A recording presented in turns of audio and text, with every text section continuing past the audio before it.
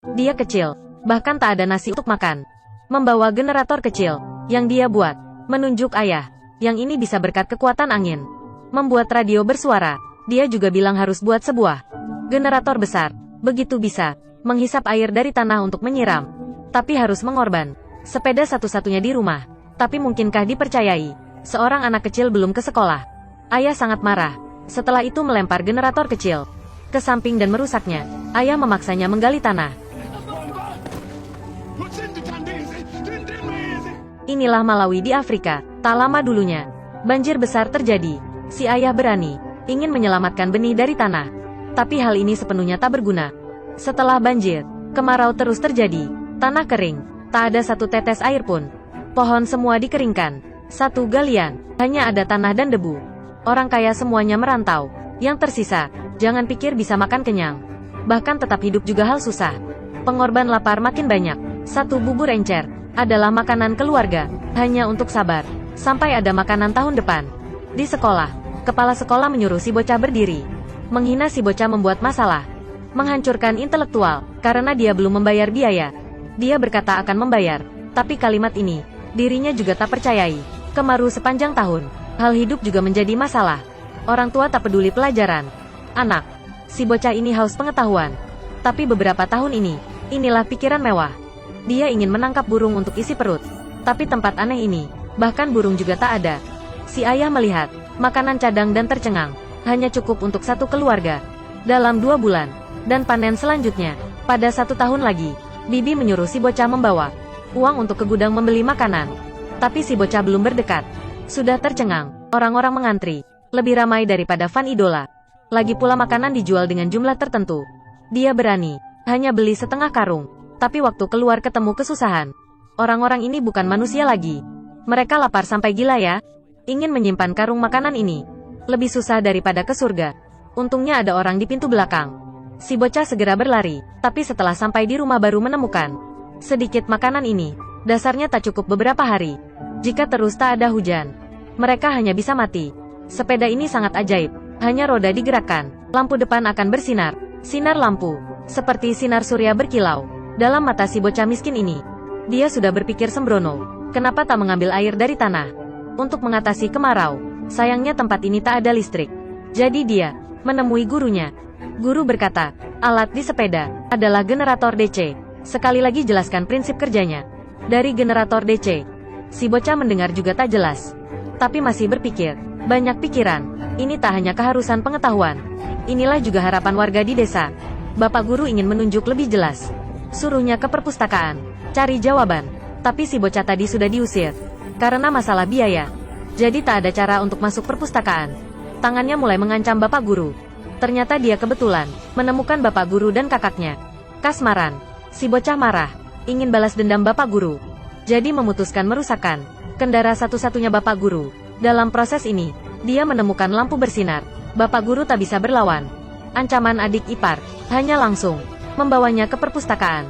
Di sini, si bocah menemukan buku tentang aplikasi energi. Dia tahu menghasilkan listrik berkat angin dari buku. Jika bisa pakai kekuatan listrik untuk menghisap air dan menyiram. Bahan-bahan lain mudah dicari, bisa menemukan di daerah sampah. Juga bisa mengumpul.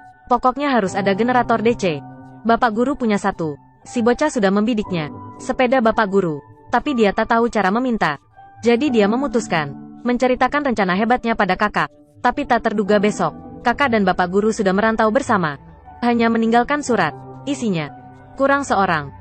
Yang tetap ada, juga generator yang diinginkan si bocah. Si bocah tak bisa menunggu. Sudah mencari bantuan teman-teman. Gunakan generator untuk mengganti spindle. Kayu ganti sayap kipas. Menghubungi generator dengan radio. Sayap perlahan bergerak. Mereka sudah berhasil. Tapi hanya begini, selamanya tidak cukup untuk menyelamatkan penduduk desa. Dia harus membuat yang lebih besar. Dia membawa pencapaiannya, menunjuk ayah. Dia ingin menciptakan generator raksasa, menghisap air untuk mengatasi masalah kemarau. Tapi harus mengorban sepeda satu-satunya di rumah. Semua alat sudah diselesaikan, hanya kurang satu spindle besar. Tapi tak ada yang percayai. Seorang bocah, belum lulusan SD, bisa mengatasi masalah memusingkan dewasa. Si ayah marah. Tak hanya tak setujuinya, juga menamparnya, menghancurkan hasilnya. Sambil marahi menghinanya, kata ayah jika kamu kosong, kerjalah pekerjaan di rumah. Jadi si ayah mengajaknya menggali tanah. Tapi tanah yang kering ini, bisakah tumbuh pohon? Beberapa bulan lagi kepanen.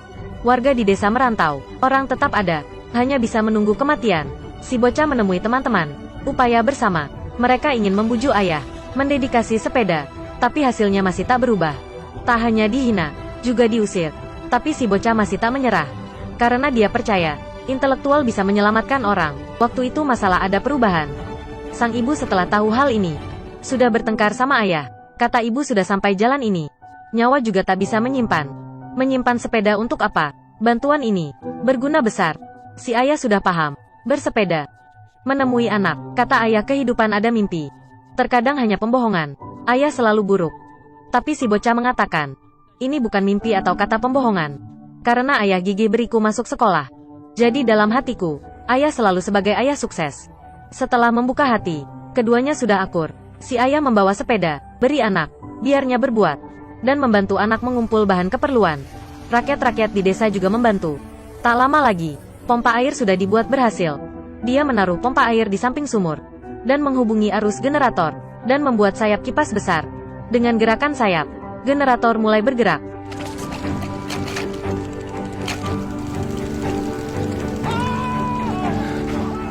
Sebenarnya ada air. Si bocah dan ayah saling peluk. Rakyat-rakyat juga sangat stimulasi.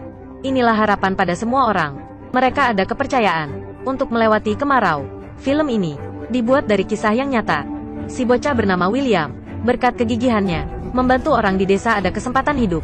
Setelah itu William juga memantau, masuk dunia lain, dan mencapai pencapaian besar. Dalam lingkungan meneliti inilah, dia pernah berkata dalam wawancara, kekuatan intelektual, bukan ia betapa kekuatannya, tapi bisa mengubah seseorang, sekeluarga, bahkan satu bangsa.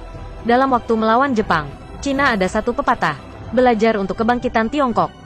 Hanya dalam 10 tahun, senior-senior yang memakai intelektual dan keringatnya, untuk menukar damai hari ini. Pakai intelektual untuk mengubah kehidupan. Intelektual bisa membangkit generasi kita. Intelektual bisa membangunkan masa depan cerah di bahu senior-senior, atau waktu itu senior-senior kita juga berpikir begitu. Jadi meskipun apa yang Anda mengalami, harus percaya bahwa intelektual bisa mengubah nasib. Jika intelektual tak bisa mengubah nasib, apa yang bisa ya? Baiklah, hari ini sampai sini. Ingin menonton lebih banyak tentang film Ada Energi Positif? Ayo, ikuti saya. Sampai jumpa lagi.